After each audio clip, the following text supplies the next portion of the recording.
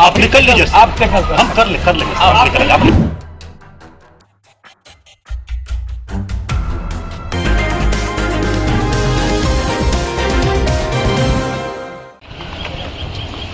मेरा इसमें दो सवाल ये है, लगातार राजीव नगर, नेपाली नगर,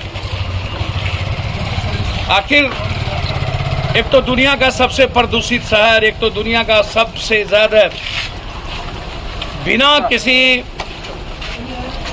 नक्शे के, बिना किसी चीज़ों के पटना शहर को सरकार ने लगातार 20 सालों से, 40 सालों से, 50 सालों से बिना किसी रोड मैप के, जिसके चलते बाढ़ भी आई, पटना बर्बाद भी हुआ। लेकिन जब राजीव नगर और नेपाली नगर के पब्लिक जिस वक्त जमीन ले रहे थे या जो जमीन बेच रहा था, जब उस वक्त थाना थी, सीओ था, रजिस्ट्री ऑफिस हुई, पैसा दिया, गवर्नमेंट को पैसा दिया, उस वक्त गवर्नमेंट ने मना क्यों नहीं किया?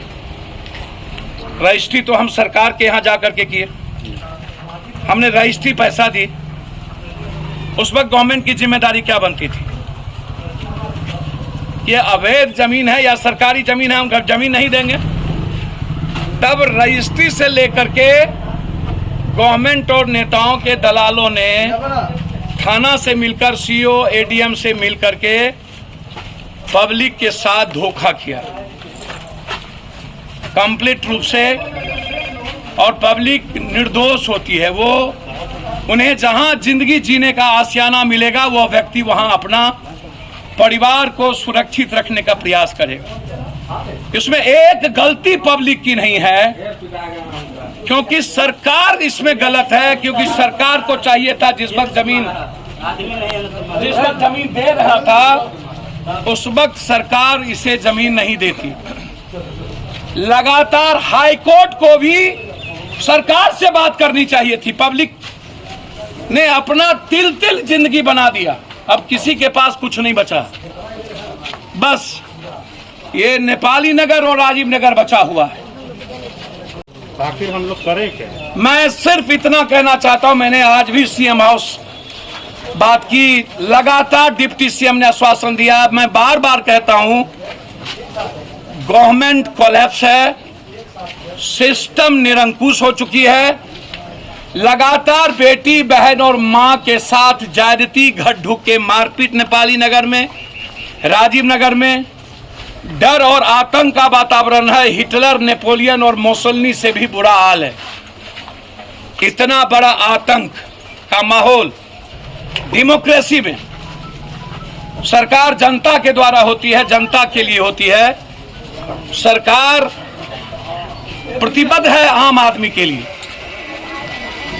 सरकार को इतने बड़े शहर में, इतनी बड़ी परिवार के लिए कोई रास्ता निकालने की जरूरत थी, लेकिन आज सुबह से किसी के घर में बिजली नहीं है, किसी ने लैट्रिन नहीं गया, किसी के यहाँ खाना नहीं बनी।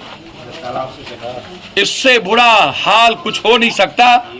मैं हाथ जोड़कर भीख मांगता हूं सरकार से, पैर पकड़ता हूं हिंदुस्तान के हर लोगों से कि नेपाली नगर और राजीव नगर के आम आदमी के भीतर जो खौफ और डर है, उसको निकालने में मदद करिए, उसके परिवार को जीने में मदद करिए। मैंने अभी डीएम से मैं बातचीत की, डीएम हमसे सीधा कहा कि सर आप रहिएगा तो वायलेंस हो जाएगा, सिटी एसपी को मार दिया है ये लोग, हम नहीं बख्शेंगे। और फिर महिलाओं के साथ धूप के बर्ताव गलत कर रहा था तो मैंने रोका। मुझे लगता है कि मुझे जान न देना पड़ जाए, हालात अच्छे नहीं हैं। हम पटना प्रशासन से और नीतीश जी से आग्रह करेंगे और तमाम विधायक और एमएलए, जब रविशंकर से लेके संजीव चौरसिया से लेके सबका रोड यहाँ बना हुआ है, सरकार का फंड लगा हुआ है, बिजली दी गई, नाला बनाने का प्रयास हुआ, सारे पैसे लोगों ने जनता को टैक्स दिया, और उसके बाद लगातार आतंकी हमला से भी बड़ा माफी नहीं हो सकती।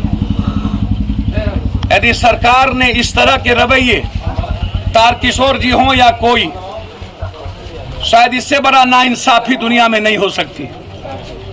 हम बाढ़ में भी आए थे, नेपाली नगर, राजीव नगर, तब भी हमने कहा था हालात अच्छे नहीं है और लोगों ने अपने प्रयास से जिंदगी बचाई। और फिर आज मौत का मंजर है, सारी बच्चियां और बच्चे, मासूम बच्चे और मां आतंक के माहौल में है, मरने की तैयारी में बुजुर्ग हैं। शायद क्या होगा कहना मुश्किल। एक कैजुअलिटी हो चुका है, कई लोग जल चुके हैं, पेट्रोल छीट के जलाने का प्रयास किया गया।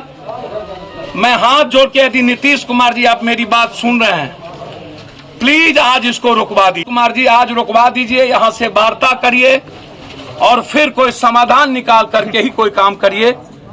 मैं इससे ज्यादा आज इस पूरे परिवार की ओर से, एक परिवार के तरह, भाई बेटे दोस्त के तरह हाथ जोड़ता हूं कि इस नेपाली नगर और राजीव नगर, जिसमें सिर्फ सरकार की गलतियां हैं, थाने सीओ, एडीएम, डीसीएलआर और रजिस्ट्रार की गलतियां हैं, सिस्टम की गलतियां हैं, आम आदमी का दोष नहीं है। प्लीज, दोषी आप हैं, निर्दोष की जिंदगी को तबाह मत करिए। धन्यवाद।